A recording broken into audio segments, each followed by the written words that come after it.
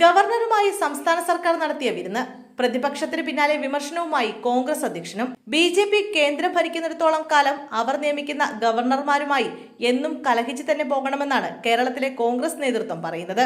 ഇതുതന്നെയാണോ കോൺഗ്രസ് ദേശീയ നേതൃത്വത്തിന്റെ നിലപാട് എന്ന് വ്യക്തമല്ല. എന്തായാലും സംസ്ഥാനത്തെ കോൺഗ്രസ് നേതാക്കൾക്ക് എല്ലാം ഈ കാര്യത്തിൽ ഒരേ മനസ്സാണെന്ന് വ്യക്തമാക്കിയിരിക്കുകയാണ് കെ.പി.സി.സി. പ്രസിഡന്റ് കെ. സുധാകരൻ. ഗവർണറെ കുറിച്ചുള്ള അഭിപ്രായം പറയുന്നതിനിടെ കേരളത്തിലെ സർക്കാരിന്റെ ഗവർണറോടുള്ള നിലപാടിനെയും സുധാകരൻ പരോക്ഷമായി വിമർശിക്കുന്നുണ്ട്. എന്നാൽ സുധാകരൻ അഭിപ്രായം പറഞ്ഞത് കേരളത്തിലെ മാത്രം ഗവർണറുടെ കാര്യമല്ല എന്നത് ശ്രദ്ധേയമാണ്. കേന്ദ്രം ഭരിക്കുന്ന എല്ലാ ഗവർണർമാരെയും സൂക്ഷിക്കണമെന്ന നിലപാടാണ് അദ്ദേഹത്തിന്. ബി.ജെ.പി. ദൗത്യമേൽപ്പിച്ചു വിടുന്ന ഗവർണർമാരെ എല്ലാം സൂക്ഷിക്കണമെന്ന താക്കീതാണ് കെ.പി.സി.സി. പ്രസിഡന്റ് കെ. സുധാകരന് നൽകാനുള്ളത്.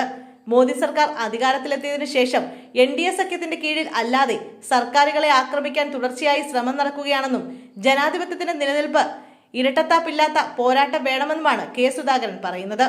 ഇരട്ടത്താപ്പില്ലാത്ത പോരാട്ടം എന്നതുകൊണ്ട് സുധാകരൻ ലക്ഷ്യവെക്കുന്നത് സംസ്ഥാന സർക്കാരിന്റെ നിലപാടുകളെ തന്നെയാണെന്ന് വേണം കരുതാൻ. മുമ്പുണ്ടായിരുന്ന ഗവർണറോട് സർക്കാർ കാണിച്ചിരുന്ന അകൽച്ച പുതിയ ഗവർണറോട് കാണിക്കാതിരിക്കുന്നതിനെയാണ് ഈ ഇരട്ടത്താപ്പ് പ്രയോഗം കൊണ്ട് സുധാകരൻ ഉദ്ദേശിക്കുന്നത്.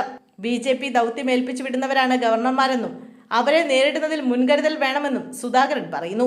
ഫെഡറൽ സംവിധാനത്തെ അട്ടിമറിക്കാൻ കഴുകൻ കണ്ണുകളുമായി ഇരിക്കുന്നവരാണ് ഗവർണർമാർ.